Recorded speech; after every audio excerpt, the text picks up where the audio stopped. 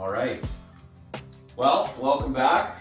I am today we're finishing up this bathroom. We'll do some pictures and whatnot of that later on, but right now we are installing a toilet. Okay, so a couple things when you're doing a toilet. You want to make sure that the ground, the space around it, we just did this flooring. We made specific, we took specific measures to make sure it was very, very level, because the toilet being level is a really critical aspect of it. Then down here, we made sure the flange was in good shape and reinstalled some new bolts. The toilet that we bought here came with a wax ring, but I purchased from Home Depot. I purchased a longer or extended ring. Got a little tip from a guy who suggested that we do that. He said it just guarantees a better connection point. So we're going to get started on this. First step is just attaching the wax ring to the bowl, and then we'll set it on top and see how that goes. Try to get a good seal on it. Okay, so now that we have our toilet set, it's nice and flat. I had a little assistance lifting it on there. It's just easier if you have someone that can help you align the bolts and make sure that that works out. So you'll notice here that the bolt is quite long. That's normal. You'll have to cut that off after.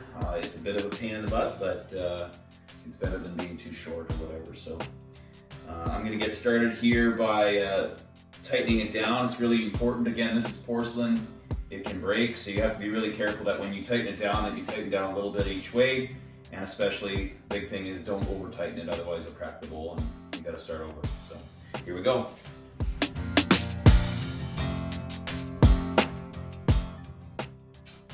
All right, our next step in the toilet install is to put the tank onto the actual base. We pre-installed our cone washer here. Simply place it into the right spot.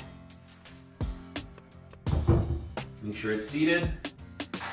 And then you take the supplied bolts and washers, slide them into place. And again, we're going to put this together and make sure that you don't over tighten.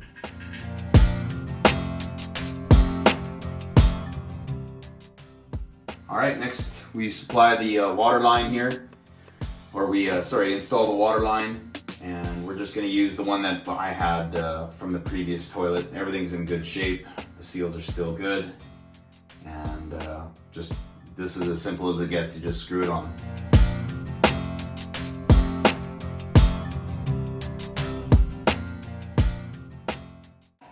Okay, so turn the water back on. Cross your fingers because you're hoping you don't have any leaks. We lucked out and there's no leaks. You have to check around the base of the tank. You have to check around the base of the toilet, and of course at your water supply lines. Always a good idea to feel around there and make sure there's no drips and they're still dry. We have a flushing toilet, which is a great step in the right direction.